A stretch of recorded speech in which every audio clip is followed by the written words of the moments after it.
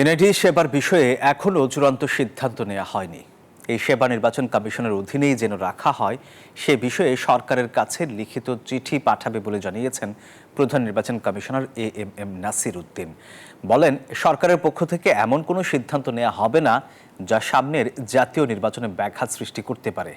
সিইসির বক্তব্যের আগে নির্বাচন কমিশন সচিবালয়ে এনআইডি উইংসের কর্মকর্তারা অবস্থান কর্মসূচি পালন করেন।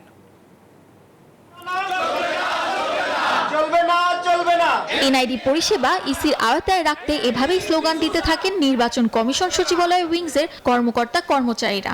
প্রধান নির্বাচন কমিশনের কক্ষের সামনে অবস্থান কর্মসূচি পালন করেন তারা।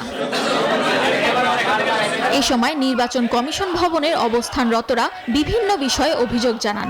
বলেন, এনআইডি সেবা কমিশনের বাইরে গেলে নির্বাচন হুমকির মুখে পড়তে পারে। কমিশন থেকে এই সেবা স্থানান্তর করতে নানা ষড়যন্ত্র চলছে বলেও দাবি তাদের। আপনারা জানেন যে ভোটার তালিকা বাই প্রোডাক্ট এনআইডি এবং ভোটার তালিকা ডাটাবেস এনআইডি তৈরি হয়। এটা নির্বাচন কমিশনের একটা অন্যতম কাজ সেটা। আর এটার সাথে ইলেকশন জড়িত, নির্বাচন জড়িত। আর এনআইডি যদি এখন নিয়ে যাওয়া হয় নির্বাচনের হুমকির সম্মুখীন হবে।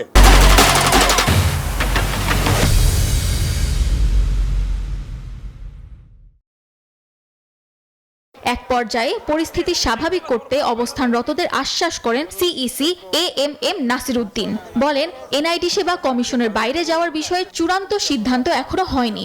জানান, বুধবারের মধ্যে এ বিষয়ে দৃশ্যমান পদক্ষেপ আশা করেন কমিশন। এই ব্যাপারে কোনো চূড়ান্ত সিদ্ধান্ত কিন্তু এখনো হয় নাই। এটা এখনো আলাপ আলোচনার পর্যায়ে আছে। আমি যতটুকু শুনেছিলাম যে সরকারের চিন্তা ছিল যে বিভিন্ন সেবাগুলা একটা প্ল্যাটফর্ম থেকে যাতে দেওয়া যায় এবং সেই প্ল্যাটফর্মটা ইসির চিন্তা আছে বলে আমি শুনেছি।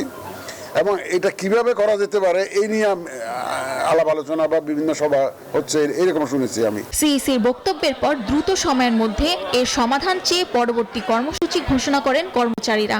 জানান, 12 মার্চের মধ্যে এর সুনির্দিষ্ট সমাধান না হলে আগামী 13 মার্চ থেকে দেশব্যাপী মানববন্ধন কর্মসূচি পালন করবে সংগঠনটি। এ সময় দ্রুত পদক্ষেপ না নিলে কঠোর আন্দোলনের হুঁশিয়ারি দেন তারা। সামিয়া মাহতাব রোজা, নিউজ 24, ঢাকা।